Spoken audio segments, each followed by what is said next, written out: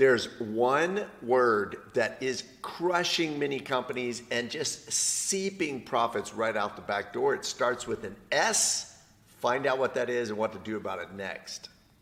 Now is author Darren Martin. Culture is the game. If you don't change the culture, you don't change the company. Great cultures over the course of 10 years will yield a 746% increase in your net profit. Holy moly! One person in the top 1% is worth 12 in the bottom 1%. Called the culture architect for a reason. We need to get into it. Okay. What is it? What is it? It's silos. So have you ever heard the word silos? Is that an acronym? No, yes. It stands for... Solid. No, I have no overly, idea. No. But you did get me thinking now. We got to come up with an acronym for silos. So, no, silos, basically, anytime you've got a company that is of any size. I mean, we're a two-person company. Right. Theoretically, we could have some silos. Oh, yes. Are you sometimes doing things that I don't know about that impact me, or I'm doing things that you don't know about that impact you, Or sometimes and we're out of sync? Yeah, are you asking me to do something and then you just go ahead and do it and then I waste my time doing it? That's never happened. Never? I don't think that's ever happened. I'm sure it happens maybe a it lot, happens. though. Maybe it happens all the time. In that specific case, when it happens in companies, I think it's more a matter of the manager not trusting the employee to get it done. And then you have a bigger problem than just that. Okay, so let's talk about silos on a bigger scale. Okay. I actually talk about this quite a bit when I teach, and then it's got diagrams of it in whiteboard, and it's mentioned probably most of the books. Pull you out a whiteboard if you want one. But the point is, when you've got a company that operates more like castles, so you get this castle, that castle, this castle. Ooh, this sounds like a very interesting board game. And yeah, it's just like that. It is the silo board game. You've got these castles, and this part does their thing, and then this part does their thing, and then they kind of throw it over the wall and to the other castle, and there's this disconnect. That's very different from the way, and I think we've talked about this on the podcast before, but the way the body works, right? This is all integrated. My brain is not separate from my hand, is not separate from my foot, my eyes. All of the senses are operating together to make a synergy of just motion and activity. The left hand does know what the right hand's doing in a body. We usually say the example of if you stub your toe, your rest of your body doesn't say sucks to be you. Yeah, best example ever, because it's not like the hand going, oh, well, I'm so glad it was the foot. It's like, whoa, we're in pain. And the reality is that's the way organizations, companies, that's the way they operate, or should be operating, because they are one big entity. whole, right? They're one entity. They're a body. It's what we call. Everyone is important. Everyone is essential. Absolutely. There's an E word for it. Do you know the E word? Elise? No.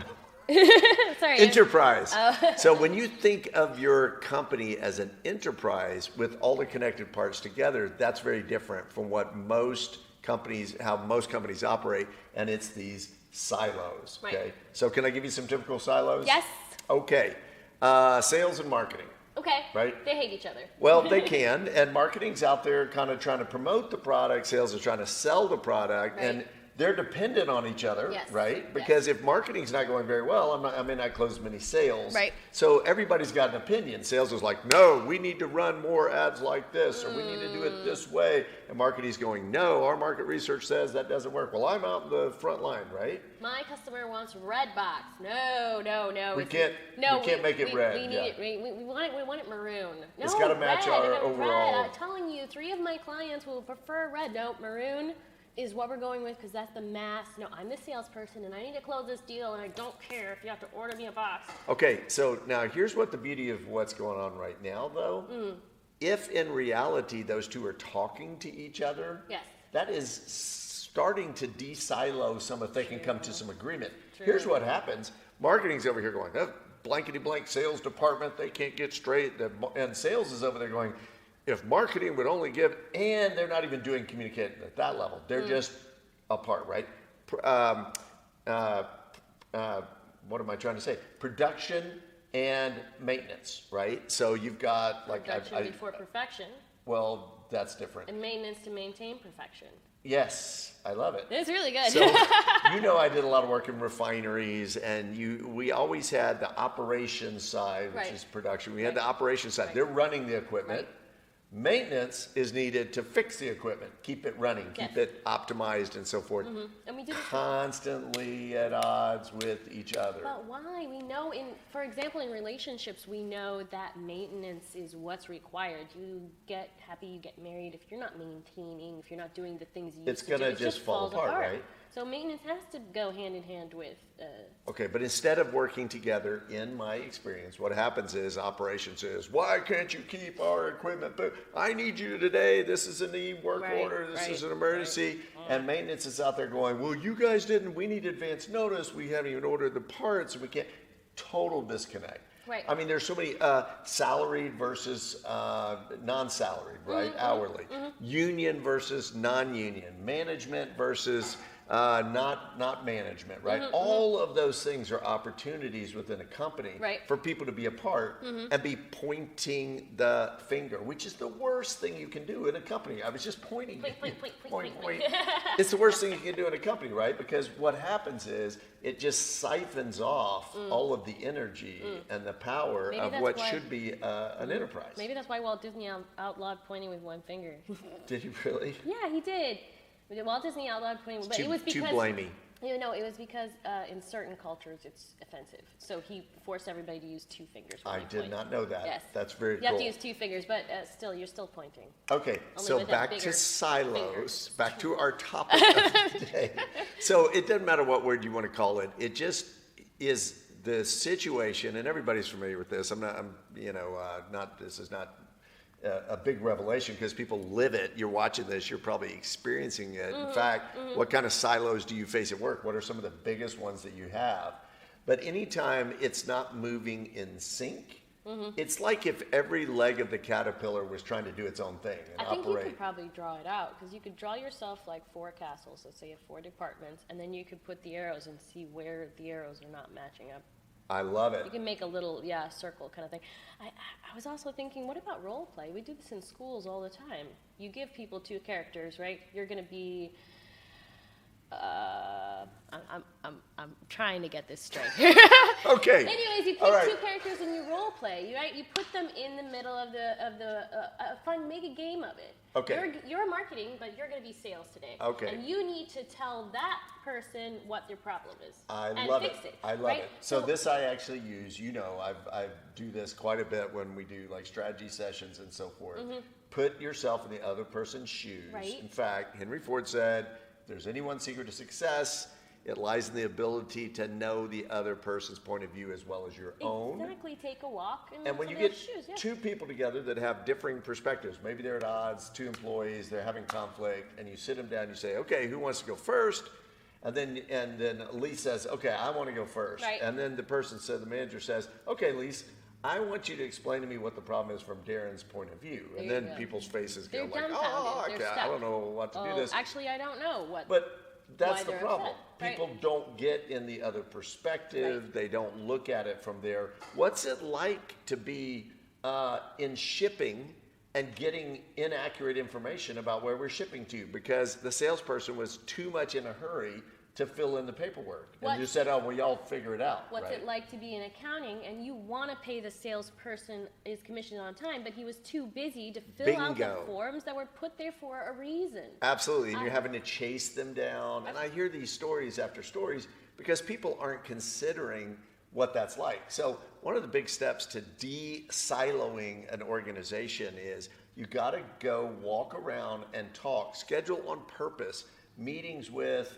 lunches with, maybe more casually, like a lunch, something, and you go and say, "Hey, I'm from accounting. We continually have this problem. Can we go to lunch and talk about it? I want to talk to you about, I want to make sure you understand what we need and where our hiccups are, and I want to understand what you need." So when the salesperson says, "Oh my goodness, you have no understanding about my day," I close a deal, I immediately hop in my car, and I go to the next deal. And by the time it comes around for me to sit down and do the stuff, I don't have time. I'm doing this 50 times a day.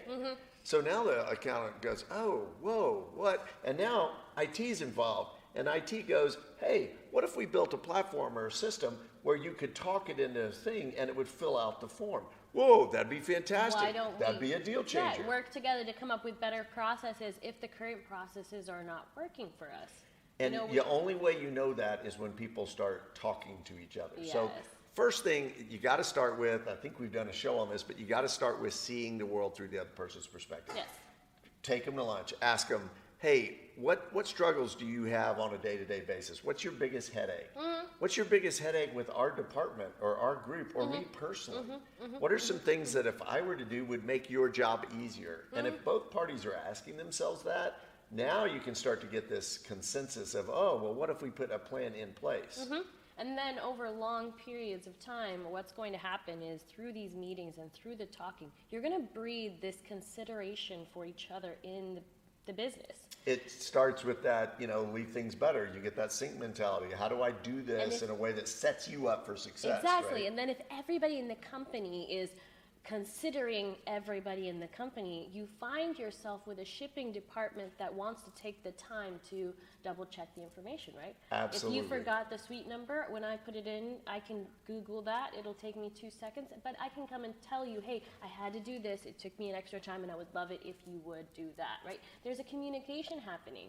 But instead what happens is everybody sees the other group or the other person as putting on them, right? Like, oh, got another email, you're making my job harder. You get me in trouble. And what you want to do in a high-performing company is everybody make everybody else's job easier and get that real flow, just that sense in which everything is just kind of operating in sync together. Tucker, stop playing with your toys. That's a Tucker moment. I love that we're doing the podcast from our place, from the DarrenMartin.com Success Studio. Yes. But we get the occasional Tucker interruption. So it's got to start with understanding the other person's position, right? Before you do that, you shouldn't even start to try to explain your position to the other person. You've got to understand them first. Stephen Covey, seek first to understand, then to be understood, right? So it starts there. Secondly, then, starting to build an us mentality versus or a we mentality instead of an us them, right? I heard a great one. I just thought my brain had a lightning bolt. Wait, what if you bred into leadership every time you bring in a new manager and the previous ones that they need to go and do this, right? And then those managers teach their staff to do this, talk to people. And then when you get one of those complaints where the salesperson comes to the CEO and says, my package never arrived, blah, blah, did you talk to them? Right. Instead of getting involved right away, ask them if they have made an effort to consider the other person and talk to them. And understand what's going on. Because then what would happen, this would be the beautiful space to be, when the salesperson is coming to the CEO or whoever, right, and saying, hey, my package didn't arrive on time. I promised this to a client. I've talked to shipping, and the breakdown for them is in the way that we're delivering the information, and they are so stuck that they can't respond on that deadline. Right. So we're working together to come up with, we need some resources, or can we develop a platform that we're in the process of doing, where now they're actually telling the story of the shipping group as well. Right. Here's their problem. This is what's going on down there. They're trying their best. If we had that kind of mentality versus they didn't, nobody shipped, I sent them an email, I gave them a sticky note. I Why? told you to do it. You're supposed to do it on time. Yeah. My contract says that you're going to take care of this. I don't want to do it. It's not my job. Get out of the blame game. Name it, claim it. I don't know where that came from. Name it, unclaim it. Name it, unclaim Claim it. Take responsibility. Be considerate. Yes. Talk to each tell other. both persons' story about it, okay? So really breaking down silos is just a function of communication, people being willing to talk to each other. Right. It's a function of perspective. Right. Being willing to see things from the other person's point of view. Right. I can throw stuff at you all day long. Right. Which some days I get busy, I do. Or I can come back and say, whoa, okay, what's it like being Elise? What's it like in your world? Hey, if I gave you this little bit more information, it might make it easier. Or what if I chunked it instead of just doing it throughout the day? I added it to a list and then said, hey, here's a list for tomorrow of things. We've gone back to Wunderlist and some tools like that. We discovered that even though we're two people and we're together all the time, we still need to have a meeting. Yes. Which is so interesting Which because we just had. we used to think, what was the point? We're talking all the time anyways. You're throwing stuff at me, I'm throwing stuff at you, but we're creating silos because we're both working in separate spheres. Right. When we come together and we have that meeting, when we beautiful. talk, we just follow up. What did we discuss last week, and where are we on these items, and so on. All right. And it's great. From experience, how much more productive are we when we have a meeting? Oh, way more productive. Right? Because 100%. now we set priorities and say, hey, here's where we're trying to go. This is what we're doing. It's not just that, it puts the other person in a position, for us anyways, where you need to put your list together of stuff you need from me, and I need to put my list together of stuff I need from you. Absolutely. Instead of throwing them at you one at a time and then wondering what happened to them. Right. You know? By the way, most meetings are not worth the time that they take up to do. That's a whole other topic. So meetings are great, but it's got to be a productive, planned out, ready to rock and roll meeting where you're accomplishing things. Yeah. So, all right, silos. Actually, Lencioni wrote a whole book on it. It's called Silos, Turf Wars, and something. Hashtag Patrick Lencioni. Yep. Phenomenal writer. I'm sure you can get it on. I talk about it in Company of Owners. I talk about it in a couple of different books, but more on that topic to come because I think it's so important. Yes, I think we should do a if whole you episode. have silos at your company, stop griping and complaining about them. Go over to those other sides. I like your idea. Map it out. Figure out, here's all the different departments, okay? We got this, and then draw some lines, dotted lines if we're not connected, a big block if there's no connection, right? Then dotted lines, and then maybe a thin line, and then a thicker line. Like, we have great contact and relationship. Here's where the problem is over here, and go to those problem points and start closing the gap in terms of how people are talking to each other. You could start with that one, and then you can actually break it down even deeper, where you say we've got 5 people in accounting. Which one of these is actually connecting? Because in every department, you often have that one person that's really good at getting that connection. There's your leader. There's your messenger. There's your person that will help you get everybody else in that department on board, because they've discovered that it's useful to them to have a connection. So you need to find those influencers, I think, a lot of times. Absolutely. Another great idea we had at a company once was we had silos and they weren't talking to each other. So we decided that instead of putting everyone together in a happy hour, we would give them color assignments. You'd be blue, she'd be green, and all the greens had to go. And all the reds had to go. And these are mixed? And these are separate. So it's a happy hour just for the green group, But the green group is a mix of different departments. Yes, oh, exactly. That's brilliant. Because, that's great. Because then they don't get to hang out with their friends. Right. They have to mix with the people we've assigned. Which, now, it's supposed amazing to be how random, much but it's actually done on purpose. So Sneaky. we know that Sarah and Melissa don't get along, so we're going to put them both in green. And watch the sparks fly. No, have a glass of wine, relax, talk about your problems. So it's genius on multiple levels, and I love that because when people actually get together and start talking, especially over a drink or just over some casual time, it's amazing how many problems they can solve. Okay, so Elise, we are, and it's a really popular thing, so I almost hate to even announce it. Maybe we'll bring it back later at some point, but we're just not doing Martin Eyes this week. We're pausing Martin Eyes for a bit. And it was just one of the conversation we had. I was like, I just feel like it's focusing on the negative side of things. Back on the Darren Martin show, we used to do that. I'm a fan of, what am I a fan of? So we're going to take a break from Martin Eyes, and we're going to go back to I'm a fan of. So what are you a fan of? You go first. I'm a fan of, and I think I might have talked about this on a Martin Eyes segment from the other point of view, but I'm a fan of pet-friendly businesses. I can't say enough. Oh, I love that. Since we've had Tucker. Oh, you got the good one. That all of a sudden I notice a big contrast when we walk in a place. They're like, oh, sir. I mean, why can the 3-pound puppy not walk around certain places with us, right? Especially if it's well behaved. You can't. He's well behaved. Yeah, you can't bring your aunt or your sister if they're crazy. Crazy, but right? you can bring your dog as long as he's well behaved. They're going to get kicked out, right? It's your responsibility. If a person's drunk in the bar, they get kicked out. Right. But if someone is behaving themselves, why limit? So I'm a fan of businesses that get it. And I know there have been abuses, and I'm sure there's a lot on that level too. But for every abuse, I think there's some, multiple pet owners that have really well behaved animals, and that they're cool with it. Yeah. So we stayed at a hotel recently where they were like, bring your pet. That's awesome. It was the They even welcome. It was the Westin. It was the Westin. Yeah, in Westin. Denver, Colorado. Shout out to the Westin, because we Great show job. up. They're like, oh, what's his name? Oh, let's come meet him. Right, to There's welcome no- Mr. Tucker, There's because no extra fees there's and nothing, charges yes, and all this nonsense. because they understand that that's a part of my team. Okay, and by the way, a pet deposit ought to be a pet. Deposits are for when something goes wrong. I don't pay I might steal something from the room deposit, okay, or I might break the TV deposit. I pay for the hotel. If I break the TV, guess what? They're probably going to charge me for it, right? Right, and Should be the same with pets. You come back, the dog trashes the place. Absolutely, you should. The person trashes the place. I heard about a rock group a long time ago that destroyed like a whole floor.